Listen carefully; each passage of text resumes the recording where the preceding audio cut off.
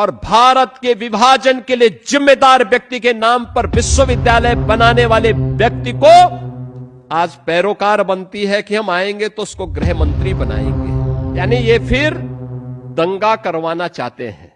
रक्षा मंत्री नहीं, पहले गृह मंत्री। मैंने आपसे एक दिन पहले ही कहा था कि चाचा शिवपाल सिंह यादव ने 24 घंटे के अंदर उत्तर प्रदेश का सियासी समीकरण बदल कर रख दिया, या यूं कहा जाए पलट कर रख दिया है।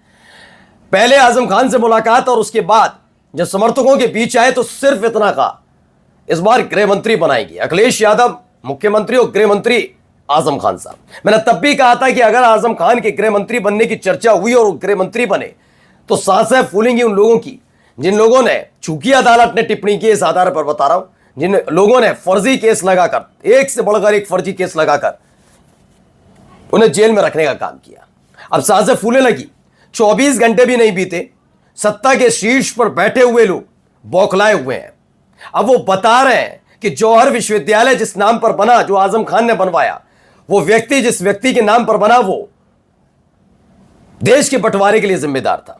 मैं फिर कहता हूं कि अभी हाल ही में योगी आदित्यनाथ ने एक बयान दिया था कि अखिलेश यादव और राहुल गांधी पढ़े हैं नहीं पढ़े हैं उनकी पता नहीं, लेकिन मुझे बाबा पूरा योगी आदित्यनाथ जी कहता हूं, मुझे लगता है कि थोड़ा सा आपको ना अपने आप भाषणों पर थोड़ा ध्यान देना होगा, क्योंकि वो दौर अलग था जो हिंदू मुसलमान लोग सुनकर लोग आ जाते थे। अब का जनरेशन ना पढ़ी लिखी है, वो सब जानती है कौन जिम्मेदार था, कौन नहीं, कौन किसके नाम पर है। आज आपको दिखाऊंगा, चेहरे पर साफ साफ झलक रहा था। 27 गए, 27 में अगर ये चले गए और आजम खान गृह मंत्री बन गए तो हालत बद से बदतर हो जाएगी।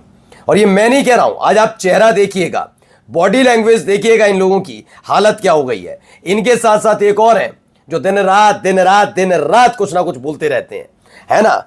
खुद उनको गांव वाले खदेड़ दे रहे हैं, मंत्री हैं फिर भी खदेड़ दे रहे हैं। वो शिवपाल सिंह यादव पर टिप्पणी करने आए थे, हालत खराब हो गई। नमस्कार, मैं हूं प्रज्वल गौतम और आप देख रहे हैं न्यूज सर्किल।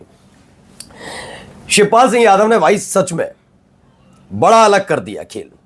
ऐसा कर दिया है कि समझ नहीं पा रहे कि अब कहां से कैसे करके दोबारा पटरी पर इसको लाया जाए। आजम खान को अलग अलग तरीके से टारगेट करके सत्ता में बिल्कुल उपेक्षित करने की कोशिश हो रही थी। एक मुलाकात ने दोबारा न केवल लाइमलाइट में आजम खान को लाए, बल्कि शिवपाल सिंह यादव के बयान से बीजेपी के वो तमाम नेता जो आजम खान के जेल जाने से खुश थे, उनके राजनीतिक करियर के बर्बादी पर खुश हो रहे थे, वो सहम गए। दिखाता हूं खबर नंबर 1। पहले जरा ये बयान सुनिए, क्योंकि हमने शिवपाल सिंह यादव को तो बयान आपको सुनाई दिया था, उन्होंने कहा था गृह मंत्री बनाएंगे। अब जरा इनको पूरा सुनिएगा, क्या कैसे कहां से जोड़कर लाए और कहां खड़े, और आज इसको लेकर एक सवाल है इनसे। पहले इनको सुनिए क्या कह रहे हैं। याद करिए ना, मोहम्मदाबाद के नवाब की पूरी प्रॉपर्टी को बचाने के लिए कांग्रेसियों ने एड़ी चोटी लगा ली, एड़ी चोटी लगा ली कि किसी प्रकार से वो प्रॉपर्टी बचे, जबकि मुस्लिम लीग का ट्रेजरर था वो व्यक्ति। चेहरा देखिए, वो देश की आजादी के खिलाफ और भारत के विभाजन के लिए जिम्मेदार व्यक्ति के नाम पर विश्वविद्यालय बनाने वाले व्यक्ति को समाजवादी पार्टी आज पैरोकार बनती है कि हम आएंगे तो उसको गृह मंत्री बनाएंगे। यानी ये तो जानते हैं कि उसको नहीं आना है, लेकिन इनका शर्मनाक, इनके सोच को देखो। अब मैं जरा सोच आपकी भी बताता हूं। फिर योगी जी, सबसे पहले शुरुआत करते हैं आजम खान से। आजम खान का अपना जिक्र किया कि आजम खान साहब ने जौहर विश्वविद्यालय उस व्यक्ति के नाम पर बनाया जो व्यक्ति देश की आज़ादी के खिलाफ था। एज पर योर कंसर्न, मुझे नहीं मालूम आप कितना इतिहास पढ़े लिखे हैं, और आपने ये बताया कि देश के बंटवारे के लिए। तो पहले मैं आजम खान साहब के साथ, आपकी कई तस्वीरें हैं जिसमें आप कॉरिडोर में उनके साथ चलते हुए टहलते हुए पाए जा रहे। तो ऐसे व्यक्ति के साथ आप क्या कर रहे थे? आपको तो बहुत बड़ी दूरी बनाकर रखनी चाहिए थी। ये वही वाला खेल है। बताओ उनका दोहरा चरित्र क्यों निकलता है। एक तरफ कहते हैं कि नेताजी मुलायम सिंह यादव के आदेश पर कार सेवक को गोली चली, फिर इनसे पलटकर पूछा जाता है, ये भी नहीं कह रहे कि उन्होंने आदेश दिए नहीं, तो पद्म पुरस्कार किसने दिया नेताजी को? ये दोहरा रवैया है, दोगलापन है। मैं दोगलापन कहूंगा, दोहरा रवैया नहीं है तो पता ही है। अब ये भाई साहब कह रहे हैं तो आजम खान के साथ आप अभी पता लगा क्या? अभी जौहर विश्वविद्यालय वाला मामला अभी आज से 5-6 साल पहले ये कॉरिडोर में आजम खान से बात करते हुए कितने हंसे ठट्टे के साथ चल रहे हैं। आपको तब पता नहीं था? इतिहास किसी ने अभी कान में आकर फूंका है क्या आपके? नहीं ना। पहला। दूसरा आपसे बताता हूं, आप कह रहे हैं देश की आजादी के खिलाफ तो वो लोग भी थे जो अपने आप को बहुत बड़ा संगठन बताते थे और आज भी है। उन्होंने देश की आजादी में क्या योगदान दिया वो जरा बता दीजिएगा। मुझे योगदान वाला जरूर चाहिएगा, ठीक है ना? कितनों का योगदान था, आरएसएस का कितना बड़ा योगदान था वो भी बताइए। तो फिर जो आरएसएस के गीत गाते रहते हैं आप लोग, तो फिर मैं उसको भी गलत मानूंगा। दूसरा आता हूं कि आपने कहा कि आजादी का विरोध वाला तो मामला ये हो गया, लेकिन देश का विभाजन, इसके लिए तो आपके नेता गांधी जी को भी जिम्मेदार ठहराते हैं। तो कल मैं मान लूं कि आप गांधी जी के नाम पर भी ऐसे ही बोलेंगे। विभाजन के लिए जिम्मेदार तो गांधी जी को भी ठहराते हैं ना। आप उस समय तो सरदार वल्लभ भाई पटेल भी थे ना, आपको ये पता नहीं था? मैंने कहा था सोच समझ कर बोलो, क्योंकि आप इतिहास अब अपने हिसाब से नहीं मोड़ सकते हो। खैर, इनसे तो ये उम्मीद थी, लेकिन इनके साथ जो दूसरे वाले आए उनसे मुझे ज्यादा उम्मीद थी। उन्होंने बेड़ा गर्क ही कर दिया सब कुछ।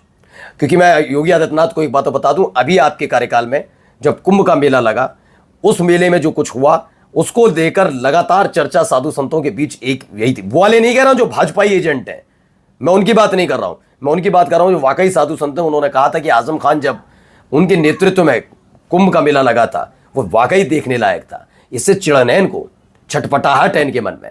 अब आते हैं जरा ओम प्रकाश राजभर पर। ये भी खदेड़े गए थे, हमने दिखाई थी ना, खदेड़ दिए थे, पतलून उठाकर भागिए थे। अब देखिए मित्र अखिलेश यादव जी, ओहो जरा अपने चच्चू को संभालिए, नहीं तो वो आपको कभी सत्ता में नहीं आने देंगे। चाचा शिवपाल जी कह रहे हैं कि सपा की सरकार आने के बाद अपने लोगों के मुकदमे वापस ले लेंगे। क्यों, गलत है क्या? योगी आदित्यनाथ ने अपने खिलाफ मामले वापस नहीं लिए क्या? लिए या नहीं लिए इतना बताओ बस। मैं आपको बताऊं मुजफ्फरनगर में क्या क्या हुआ था, किस किस ने भड़काऊ भाषण दिए थे, कौन कौन उसके लिए आरोपी था, जिनको मंत्री बनाया था योगी आदित्यनाथ ने अपनी सरकार में। तब याद नहीं आ रहा था क्या? मैं करूं तो ठीक, तुम गलत ही गलत करते हो। ये क्या? आओ आजम खान को गृह मंत्री बना देंगे तो गलत क्या है? जीत कर आएंगे, चुनाव लड़ेंगे, गृह मंत्री बनेंगे। गृह मंत्री बनेंगे तो दिक्कत क्या है? अपनी एक उपलब्धि बता दें ओम प्रकाश राजभर, एक बार बता दें कि मेरी ये उपलब्धि है मंत्री रहते। कोई उपलब्धि नहीं। गजब मारा। शिवपाल जी पीटीए यानी पीट देगा अहीर और पीट देगा अशफाक को अपराध करने के लिए बढ़ावा दे रहे हैं। ओके, जैसे इस उत्तर प्रदेश के अंदर कई एक जाति विशेष के नेताओं को दी जा रही है। और आपको तो याद ही होगा, आपके लड़के से ही कह दिया था योगी आदित्यनाथ के एक लाडले मंत्री ने जो कहा था, याद था? गला पकड़ लेंगे, ये कर लेंगे, वो कर लेंगे। भूल गए क्या? कर कुछ ध्यान दिया करो। सजा याफ्ता आजम खान को उत्तर प्रदेश का गृह मंत्री बना देने का दावा कर रहे हैं। कैसे बनेंगे जरा आप ही बताइए। एक अपराधी चुनाव कैसे लड़ेगा, मंत्री कैसे बनेगा? अखिलेश जी विभीषण की कहानी पढ़ लीजिए, विभीषण बहुत सीख देने वाला पात्र है। ये है, वो है, तमाम चीजें हैं। क्यों छटपटाहट है, समझ रहे हैं ना? मैंने कहा था ना, छटपटाहट महसूस होगी, आने वाले वक्त में होगी। और ऐसी छटपटाहट होगी तो यकीन मानकर चलिए खेला होगा। वाकई शिवपाल सिंह यादव ने पूरा का पूरा सियासी समीकरण बदल दिया है। अब डर इस बात का है, चुनाव हारते तो हारते कोई बात नहीं, अगर हार गए और अखिलेश यादव की सरकार आ गई फिर तो वही जिस तरह का रवैया इन लोगों ने अख्तियार कर रखा होगा तो क्या होगा। नमस्कार।